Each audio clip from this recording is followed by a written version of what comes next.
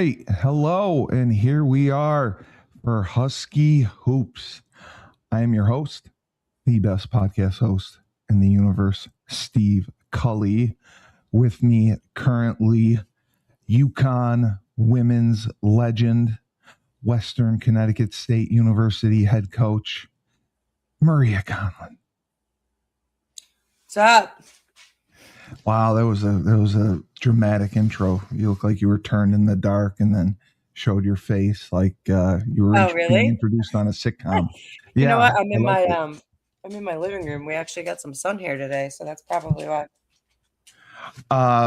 So we had a few games last week, and I wanted to start off with the women, just basically the same as always. Sarah Strong dominated, 17 points.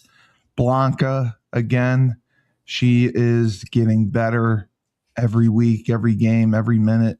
She had 16, and AZ struggled early on and ended up with 14 points as we decimated Seton Hall 92-52.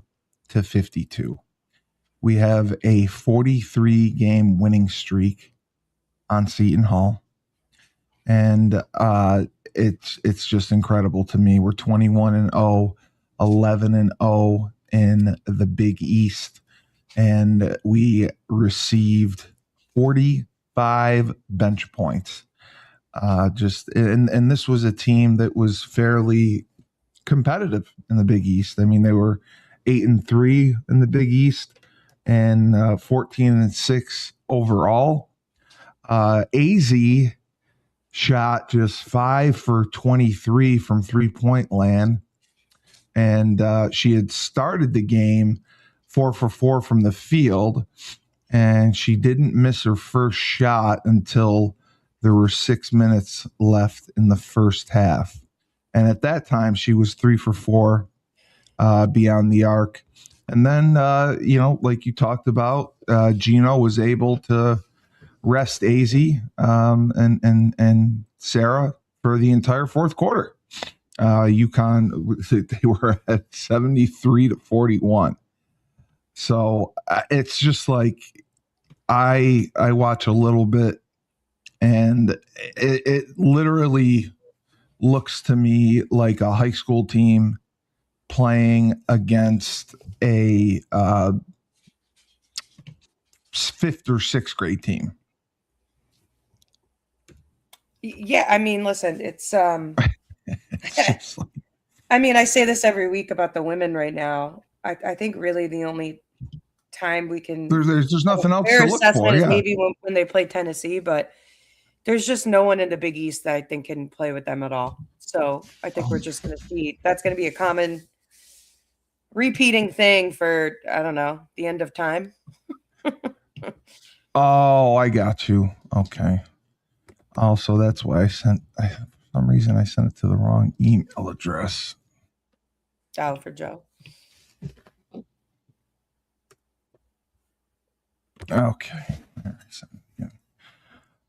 Yeah. So it really looks like a high school team, and it's not even playing against a JV team, a modified team, 7th and 8th grade freshman team. It literally looks like they're playing against 5th and 6th graders, and the depth that they have from top to bottom, like you said, like they could start every one of their backups, and I think they'd win the Big East. Like I don't know anyone who is going to come close in the conference to beating them, let alone coming within 20 points of them. Do you see anyone in that range? No. Who could it possibly be? There's nobody. Yeah, there's nobody. I was looking at it. There's like nobody. No. The only thing, I mean, Sarah Williams is the only one I kind of just haven't seen quite come around as of yet. Hey, Joe, sorry about that. I sent it to the wrong email address. I apologize. What email address did you send it to? Somebody else's. I sent it to another Joe. You're Okay. usually the first Joe that comes up, and I was wondering. And thankfully, I checked because I couldn't believe that I would do something so stupid, but I should learn to expect it by now. But yeah, I was looking at it, and I was just thinking, there is nobody in the conference that can give them any sort of competition. And my only minor concern was Sarah Williams. So I wanted your thoughts on that. Are you talking to me or Joe? Still you, Maria. Oh, still me. Sorry. Yeah, I'm not like. I think she's been fine. I don't know that I expected her to come in and like average 20 and 10. Right. So I'm kind of okay with the way she is. I mean, he's more athletic than some of the bigs, like, than El Afi. Yeah, right. And all that. Like, right. She gets up and down the floor, which I think is a huge thing. I don't think they need her to do a ton of scoring. I think she's been great defensively. I think she's doing what she needs to do, to be honest. I mean, right. I know that when we hear, someone's transferring in from a different league or a different team, whatever, it's still, all those other teams are not UConn in the way that we do things and the way that we play. So I actually think she's adjusted pretty well. I think that the post player role at UConn is probably one of the harder ones to adjust to, because it's, we're not jamming it in back to basket all game like she was probably getting in the Big Ten.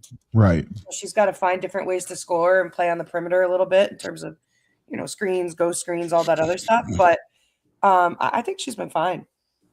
So, Joe, we were talking about the women decimating Seton Hall, more of the same. Sarah Azzi played well. Azzi had a cold shooting streak for a while.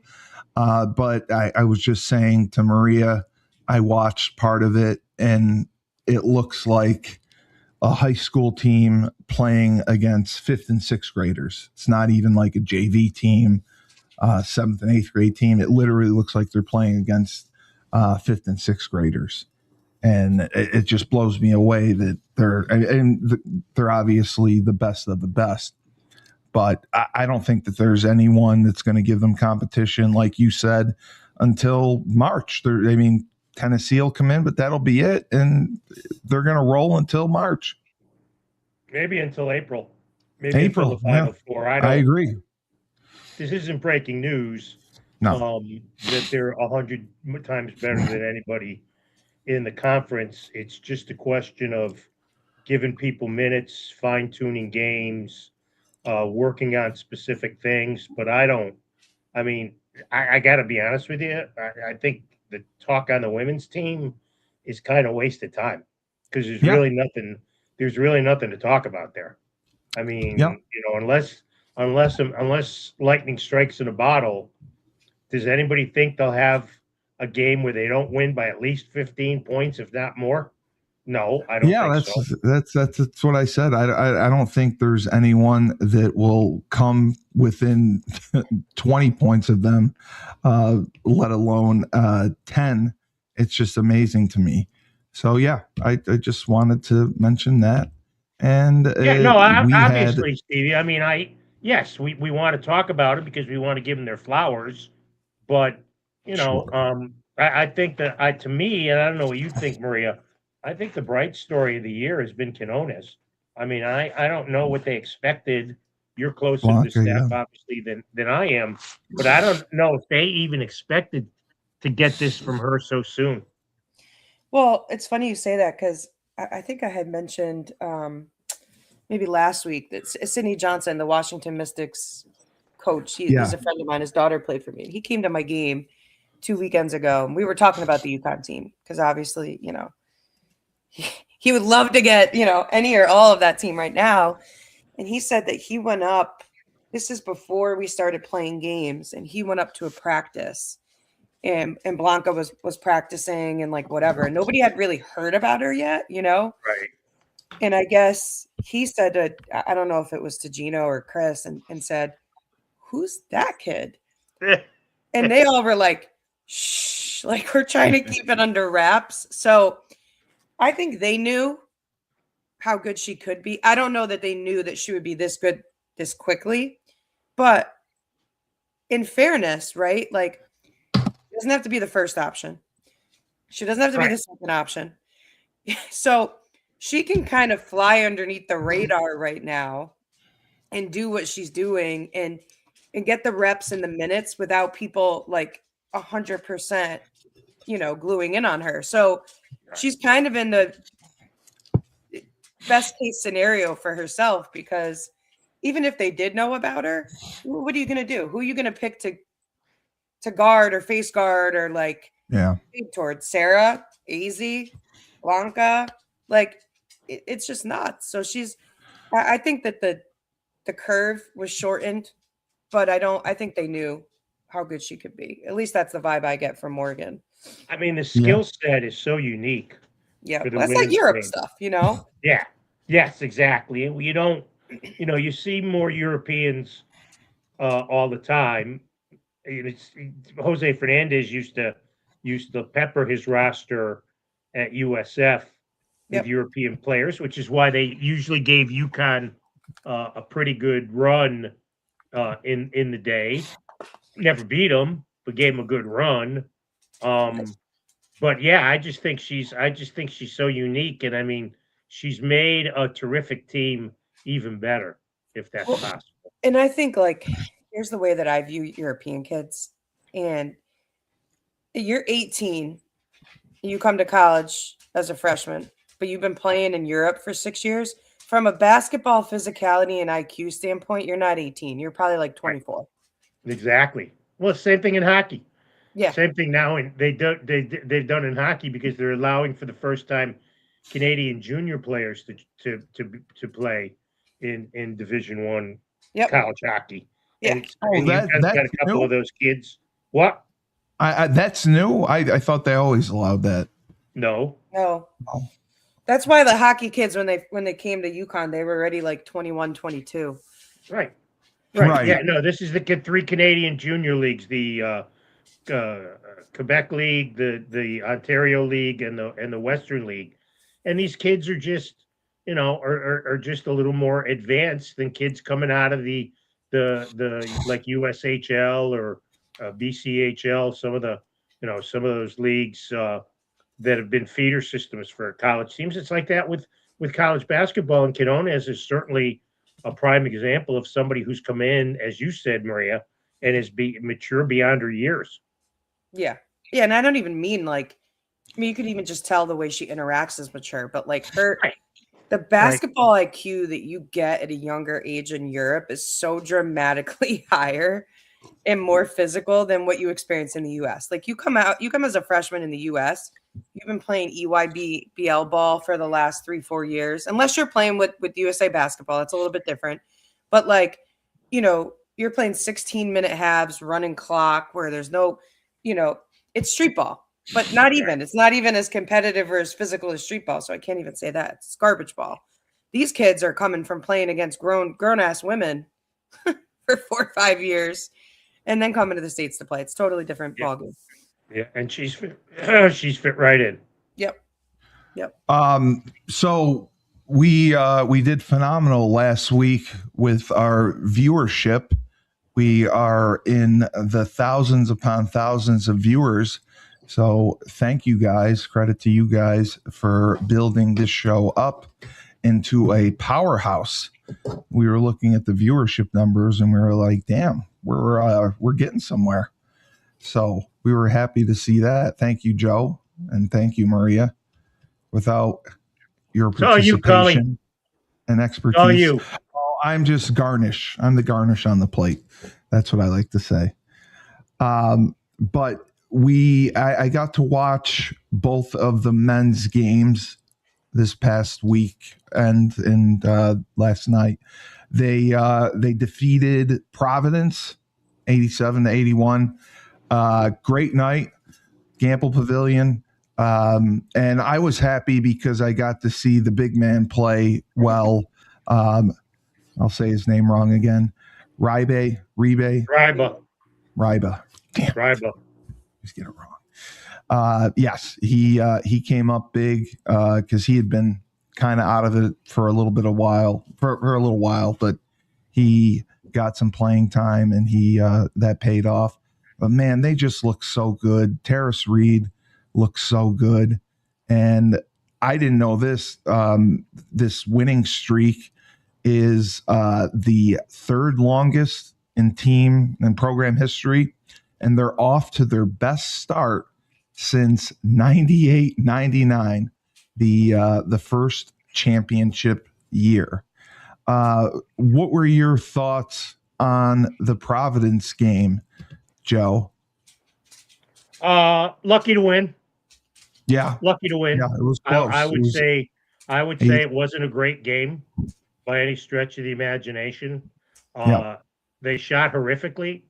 The kid Jameer Jones had Caravan on skates in the second half. Look, I love Alex Caravan as much as anybody. He's been a tremendous player. He's been a consummate team player. But if he can't guard Jameer Jones, who's he guarding in the NBA? Maria and I were talking about that last night, texting back and forth last night about that. And look, the much maligned by me, Malachi Smith, was as big a hero as Rybo. He picked up Braylon Mullins like Stewart and Ross couldn't. You know, I think we've seen what we need to see about Jalen Stewart, and probably Jaden Ross as well.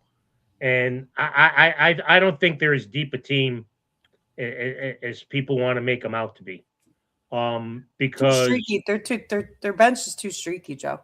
Yeah, exactly. And even Smith, you know, I mean, look, that was a performance that we've only seen a couple times this year. The most consistent guy off the bench has been Rybo. You know, and you look at the numbers for the center position last night: 33 points, 14 rebounds. You're not getting that from at center positions elsewhere. So that's what won the game for them. I mean, Demery was terrific as always.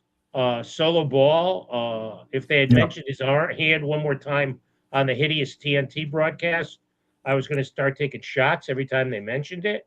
Enough already, please. I don't know where they get these analysts on some of these TNT games. Joe, it was so bad last night. Even so they replayed the drive by the Providence point guard by the Providence guy. Right? They're so they don't even know what they're talking about, because I forget who it was that went straight up and down, which that was good defense. But Caravan whacked him on the arm from behind on the drive, and that's what he was complaining about. They weren't even smart enough to point that out, which was clear as day. Or the play, the baseline out of bounds play where they reversed the call.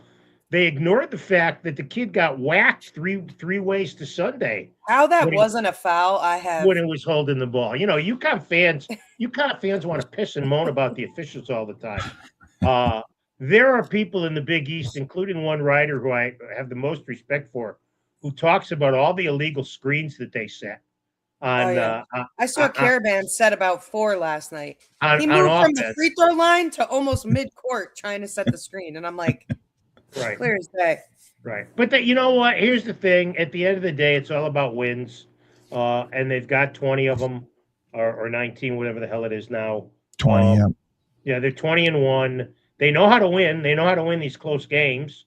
But I mean, the coach didn't want people to nitpick on them because they're having such a good season. That's fine. That's his right to say so. But I think, the bottom line is that there's definite flaws in this team. I don't think they're as complete a team as people want to make them out to be.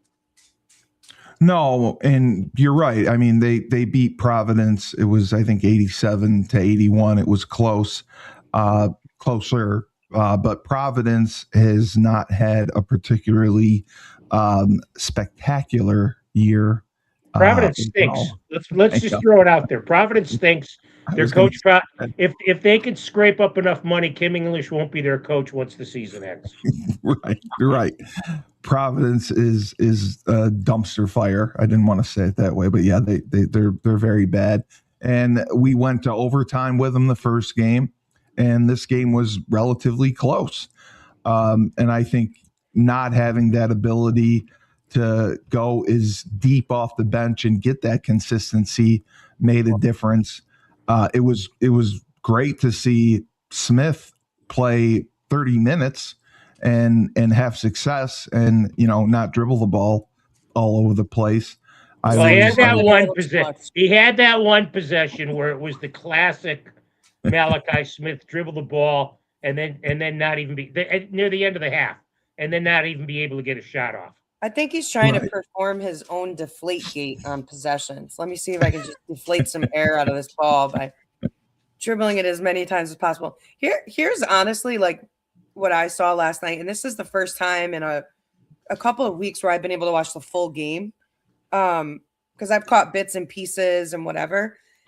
I still think, and Joe, I know I texted you a little bit during the game about this, like Reed has got to find a way. If he's going to leave his feet, he's got to do a better job of staying vertical because we are dramatically better when he's in the game, and he's got to understand that. Trouble. If I'm Hurley, I'm saying, like, listen, if you got to give up 2 layups at the rim early on, I'd rather give up 4 points than have you on the bench for 10 minutes. It's just. Well, and I think that's a reason he spent so much time in the first half on the bench, was because Hurley wasn't happy with him. Well, that's my point, right? And I wasn't pleased with him at all. Reba he played great, but he can't, we need Reed in the game way more than, we saw when he got back in and was playing better towards the end of the second half. We're a different team.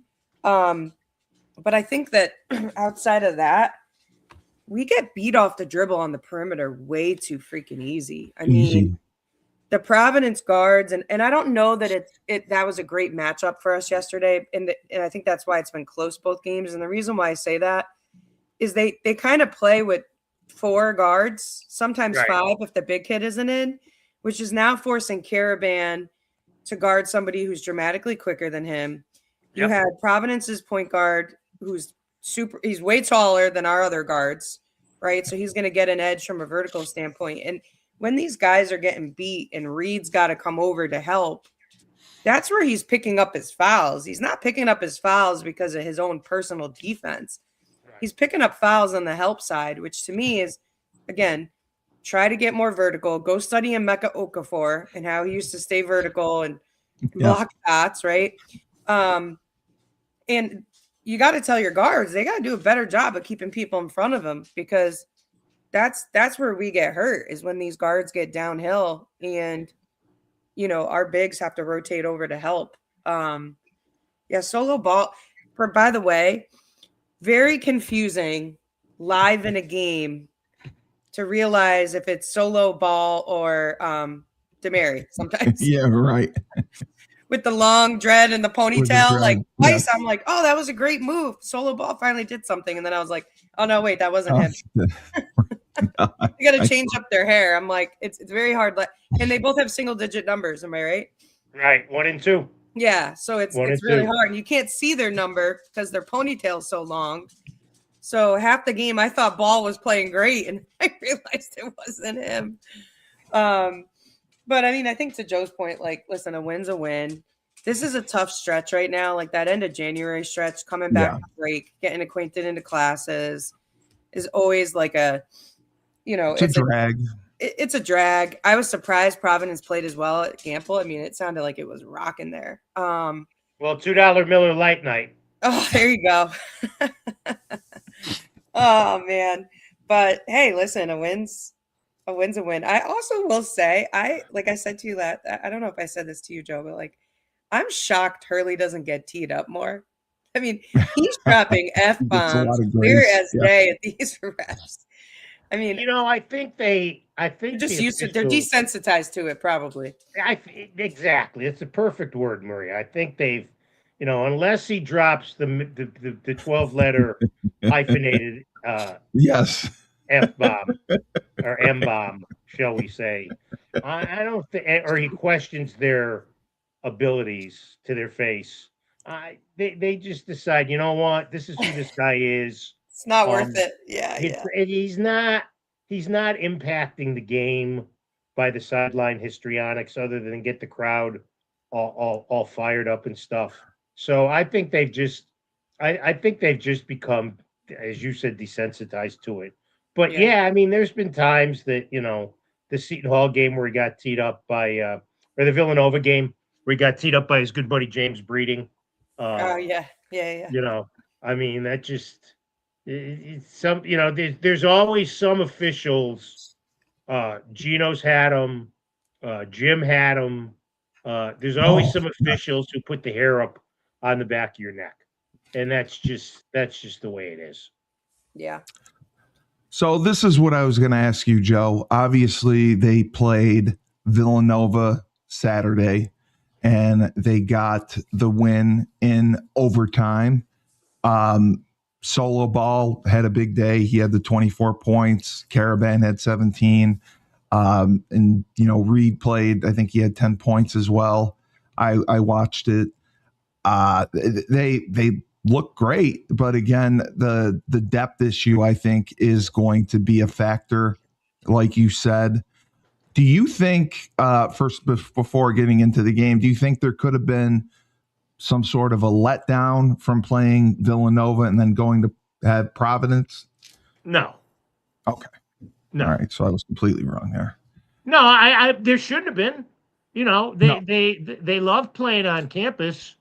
Yes. So, why they realized what a tight game it was against Providence the first time in Providence. So if there was a letdown, shame on them. Yeah. And look, Providence should have beaten them the first time. Providence was up 13 in the second half, and they couldn't hold on. Absolutely, they had them beat and they couldn't hold on. Do you think? Obviously, I kind of think it makes them. Obviously, they should win these games more easily. But going into overtime, overcoming some adversity shows that you're a little bit more battle tested as we get into the later March, April, into the tournament.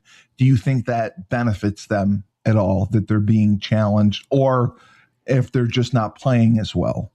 No, I think it helps. I think everything builds, it builds upon the confidence level of being able to know that you can win a close game. The only way it becomes a negative is because if you're too overconfident that you can win a close game, and you let things get off the hook and stuff.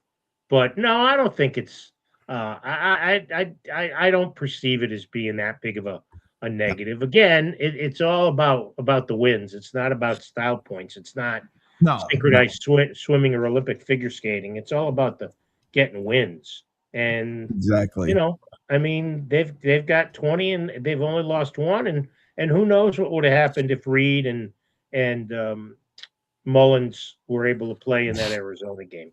They might be 21-0. And Maria, I agree with you. I mean, I was looking through Reed's statistics for fouling.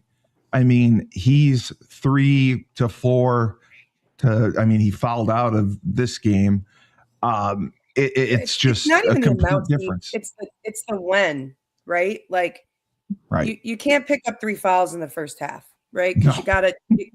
First of all, you pick up any coach with half a brain, which we know Hurley has. Your best big picks up 2 with 8 minutes. They're out. 6 minutes left in the first half. They're out for the rest of the half, right? You can't risk them picking up that third typically before halftime, right? Because then they come out, if they get a quick one called in the beginning of the second half, they're out for the majority of the second half with no flow now, right? So correct. It's not even excuse me. It's not even the amount, it's the when. Right. The games where he picks up fouls early have been closer games for us, And it's only been recently that he went through a stretch where he wasn't getting fouls. It's only the last 6 games where he's gotten 3 fouls or more.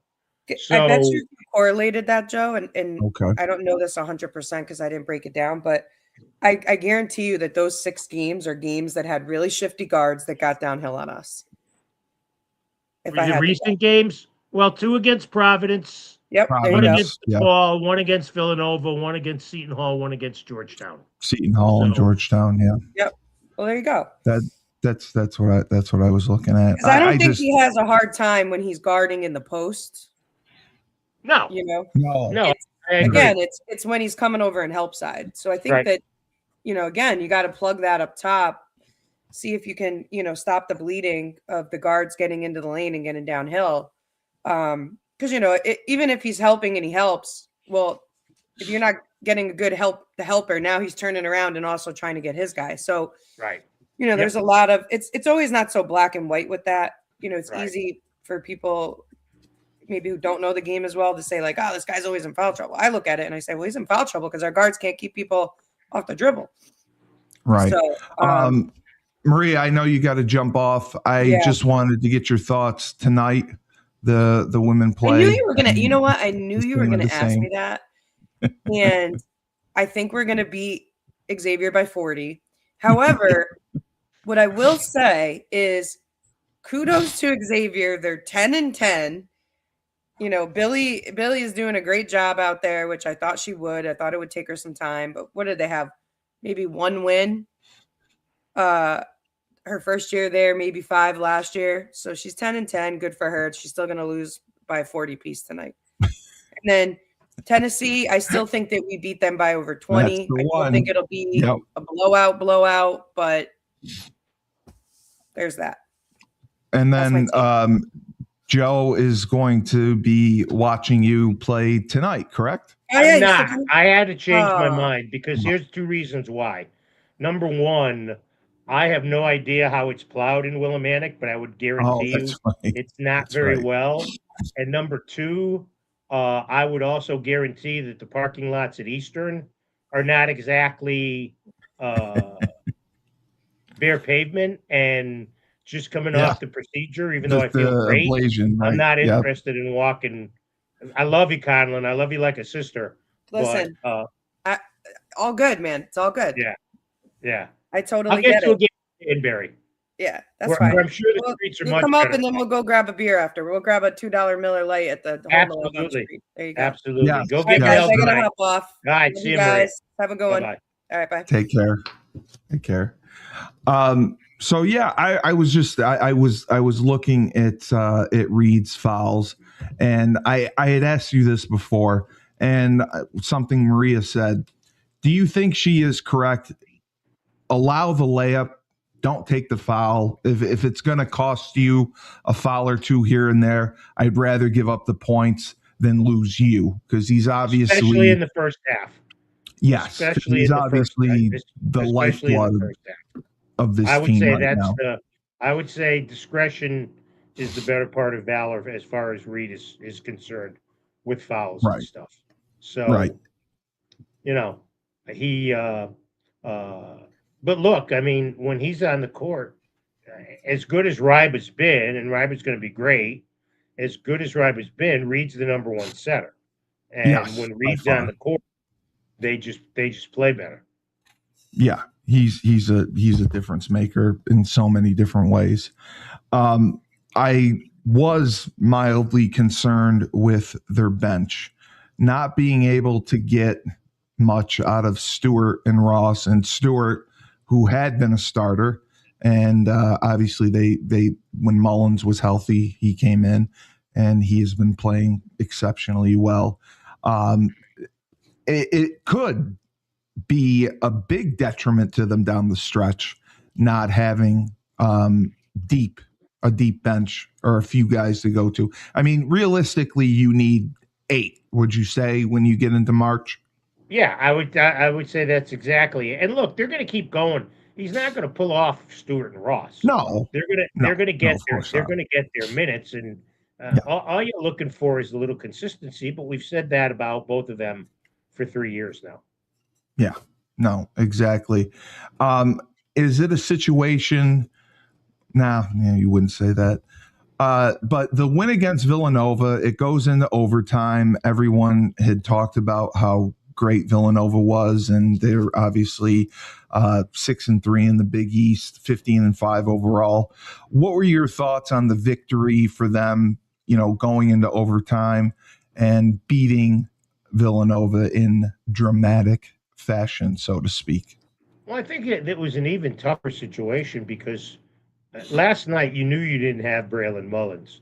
The Villanova game, you lose him to an elbow that could have been reviewed for a flagrant one. It wasn't even a foul call at the time. I mean, he didn't, his face just didn't run into the Villanova kid's elbow.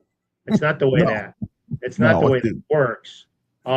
So I think that was an even bigger shock to the solar system. But Ball was great, and Caravan was great, and Demery's great every game. I think it's safe to say with him now. I mean, he does so much. He's come around. Them.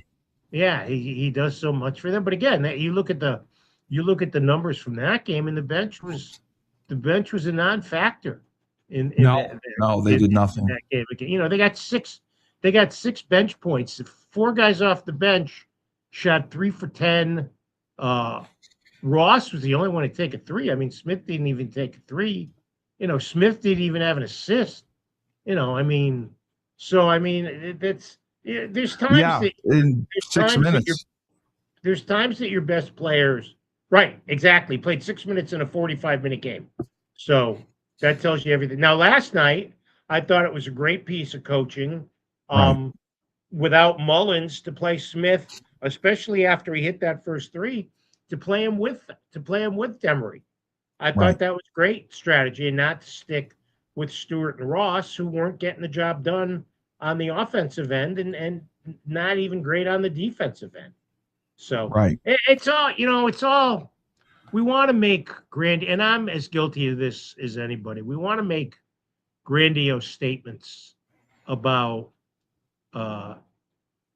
analyzing things from time to time. Yeah, you want to have a hot take here and there. Yeah, exactly. But the bottom line is, every game is different. Every game is plays to its own beat, the beat of a different rhythm. Last night it required some play that, I don't know. You needed Smith to, and I loved the confidence he had. I mean, the one thing about Smith is he never lacks for confidence. No, he does not. Sometimes it's a detriment. Yes, but the kid doesn't lack for confidence, and I think that's what they need with this team. Yeah. I think that's a good. To use a baseball analogy, it's when Jazz Chisholm came to the Yankees. You need a guy like that to kind of stir the fire and be a lightning rod. You'd like them to be a little more consistent shooting the ball in his performance. But last night, if he doesn't play like that, they lose. And that's an awful loss. They lose 100%. 100%. And yeah, I mean, you were right about Smith. He had assists. He had, I think, double-digit scoring against Providence. He didn't do much against Villanova. But when he has his moments, he has his moments. My question has to do with Caravan. And I know you and Maria have said it's just Caravan being Caravan. He just seems inconsistent. You'll see him scoring and, being in the stat column and rebounds, assists, and doing many different things. Some games, other games like the Providence game, he only scored 8 points. So, I mean, is that just who he is? Is he always going to be? Well, I just think he does the same the thing. He does 90% of the things every game. He rebounds every game. He assists every game. He plays his ass off every game. He's a great leader. But the shooting is inconsistent. I mean, 3 for 14 last night. That puts him that puts the team in danger if you got other guys that didn't score. And yet in the Villanova game, he didn't do squat for the first 30 minutes. No. But the last 15 minutes, he was as good as anybody on the floor. So yeah, I wonder if it's trying too hard on the offensive end. Maria texted this to me. It seems like some of those 3-pointers are a tad far out that he takes. You know, very deep. He's got Yes. Peyton Pritchard, I can make a 3 from anywhere mindset, which is great. But I don't, as we've said from day one, he's a great complementary player. Yes. You never want him to be the number one guy. And the fact that he hasn't had to be has been benefiting him very much. I wanted to ask you about the two situations quickly with the NCAA that are going on. The Baylor player who was, I believe, drafted and then in the G League and then played overseas. He got a waiver to come back and play college basketball, and he is now at Baylor. Alabama tries to bring in a kid who played in the G League. He was on a 2-way NBA contract, but he never played in an NBA game. That got the litigation got moved because of the weather. It's going to be litigated February 10th. Do you think that when players declare for the draft, they give up their college eligibility and that's the end of the story? Doesn't matter where you go. It doesn't matter what you do. You can't come back. I would say if you step foot in a G League game, you can never play in a college game. Yeah. That would be the way I would put it. It doesn't have anything to do with declaring for the draft, Steve. It's just if you play in the G League. Well, I mean, he was drafted. I mean, he was drafted in 2020. Right. If you play in the G League, you can't play in the NCAA. That would be my rule, clear and simple. Yeah, I just think it's crazy that mid-season, which I didn't even think was legal back in the day, they could just find someone and bring them in from a G League team or from overseas who isn't playing and give them a spark. I mean, the kid from Baylor came in and is playing right away. Alabama is going to have their kid playing until it gets ruled on in court. I just think, and then the NCAA transfer portal is a whole nother issue both ways. But it's just like the NCAA used to have 45,000 investigations. I mean, Jim Harbaugh did a lot wrong, but I mean, he got technically suspended because he got a kid a sandwich on a visit during COVID. And it seems like now they are so afraid to do anything, any type of investigating, any type of discipline because of bad PR or they're going to get sued or this and that. And it's just like, they took Heisman trophies away. They took championships away. And now it's like they have no cojones, so to speak. Right. That's a perfect way to put it. It's the wild, wild west out there as far as the NCAA is concerned. And, the days of college athletics being the way that they were are never coming back. I know they're not. I just wanted to get your thoughts quickly on the Duke quarterback, Menza commits, they get a revenue sharing agreement, declares he's coming back. And then at the 11th hour, alerts Duke that he's going to be entering the transfer portal. And then Clemson, Dabo Sweeney, who I don't particularly love, same situation. They bring in a transfer from Cal. The kid is going to class, training with the team, got an apartment, car, everything. And Ole Miss keeps courting him. And he keeps they keep asking him, are you interested? Are you interested? The Clemson coaches. And he says, nope, I'm here. I'm good. Again, now he's at Ole Miss. So and Clemson was the first team to actually file tampering charges on another school. The NCAA has had schools complain, but they've never had schools actually file a tampering charge against another school. I just think, the transfer portal, is there any way for and you said this, you said it's going to take a major scandal for the NCAA to step in and do anything to regulate the transfer portal even more. And Sweeney brought up a few things that I thought were good to try to help it, where, you get one free transfer, the second transfer you have to sit out and so on. But I just wanted to get your thoughts on both situations. Well, I think I applaud Duke for going after Mensa. Yep. He had a signed contract. Now, does it say in the contract he's going to be there till through 2026? Does it say that? We don't know. We don't know what the language of the contract is. The Clemson thing, people who live in glass houses shouldn't throw stones. That's what Exactly. that's what I would say about that one. And as far as the transfer portal as a whole, it's just, I mean, look at how many kids Coach Golden's brought into UConn.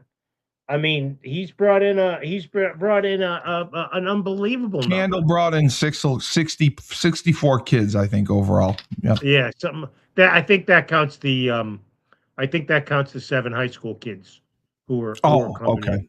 Yes. I think that, yeah. But I mean, look, the bottom line is that's you got to play. You play by the rules. I mean, we talk in college basketball. I mean, Shaka Smart doesn't believe in the transfer portal. Well, how's your year going this year, Coach?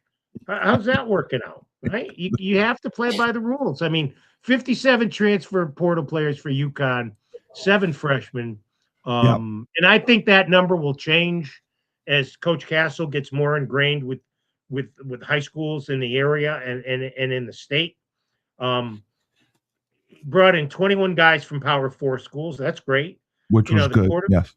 The quarterback from Tennessee. Yep. He's one. He brought in 3 quarterbacks. Two of them transfer portal guys. The kid who played the bowl game for Toledo, and then the kid from Merklinger from Tennessee. This Bo Polston kid is a 3-star recruit. You still got McDonald there. Have a chance. I mean, I think look, I think competition's good. I don't have any problem with competition. You play by the rules. You bring in as many guys as you can, and I think when I look at these guys here. I mean, the 2 quarterbacks he's brought in, both played for 2 years. Yes. The kid, the running back from West Virginia, who didn't seem to play a lot, was a JUCO in 2024. So he's had 1 year. Running back from Central Michigan. This is his 3rd school. Cornist also played at Tulane. Syracuse running back Jaden Hart. Didn't play a lot. So kid from Northwestern, kid from Oklahoma State. I mean, he's a couple kids from Syracuse. I'm sure Syracuse is thrilled about that. But that's Syracuse has lost a lot. As long as you play by the rules. I also thought it was funny that you mentioned that Dabo Sweeney is the first coach to actually call out tampering, because there was a coach who was at UConn who made a lot of noise. Oh, he did, about calling out people who were tampering, and then as soon as he went to Colorado State, he raided the cupboard at UConn. Sure did. I mean, he took it there. Can't have it both ways. I want to switch topics for a minute because absolutely you went kind of scorched earth on the former quarterback from UConn. I did. Who was playing? Yes. Now that game has not taken place yet, right? No, the Shrine game is not taking place. It's I think it's this weekend. But I saw video of Fagnano in a game. Did he play in another game before this? The Hula Bowl, allegedly, but we couldn't find any stats on it. But I saw a game where he was wearing a red shirt. Are you telling me he's not getting hit in these games? So what good is that? Yeah, that's what I said. We have no idea we Dave and I both were researching the Hula Bowl. We saw Hanson. Hanson played in the Hula Bowl, and he also had a jersey on. I believe it was red or blue, but they had his height, weight, and everything listed. Vignano they did not have listed. So we're not sure if he played or not, but that was one of the bowls that they said he was going to play in. But you can't find any stats anywhere. I tried to watch it on CBS Sports, the network that carried it. They don't have it on demand. I don't know if it was played. It was the only reason it got any publicity because it was the Gruden brothers against each other. But the Shrine game is where Skylar Bell is playing. And, well, that's over. The Shrine game got played last night. Okay, so it did get played last night. Okay, and in fact, on the NFL website, a draft analyst named Chad Reuter named 8 prospects who stood out, and then he mentioned honorable mention, and he mentioned Vignano in the honorable mention portion. That's great. That's great. I'm glad he was named honorable mention. You know, I mean, he named 3 quarterbacks in honorable mention, and he named the Iowa quarterback as one of the prospects who stood out in the game. So the Senior Bowl was the top bowl for the prospects, and it's a poor quarterback class, and I will always go scorched earth on Vignano, and I just think he did the wrong thing. I think he could have stood up and been a leader. I think he quit and abandoned on his team.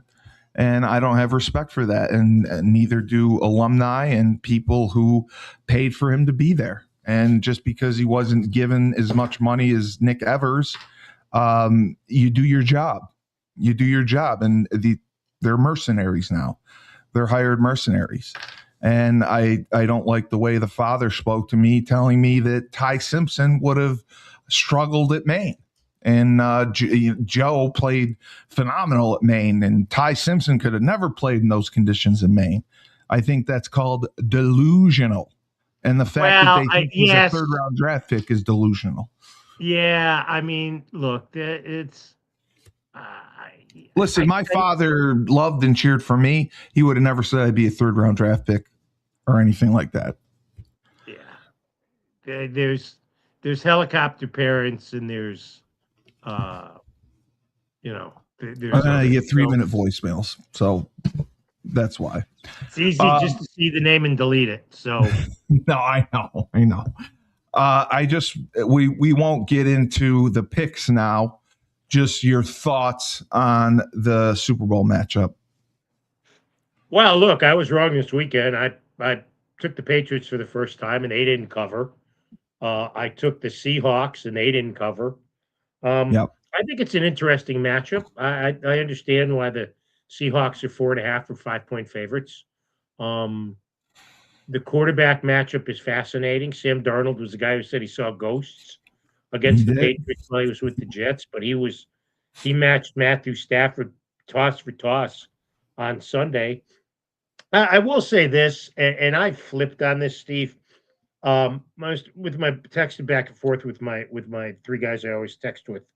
And one of them said, this is why every stadium should have a dome.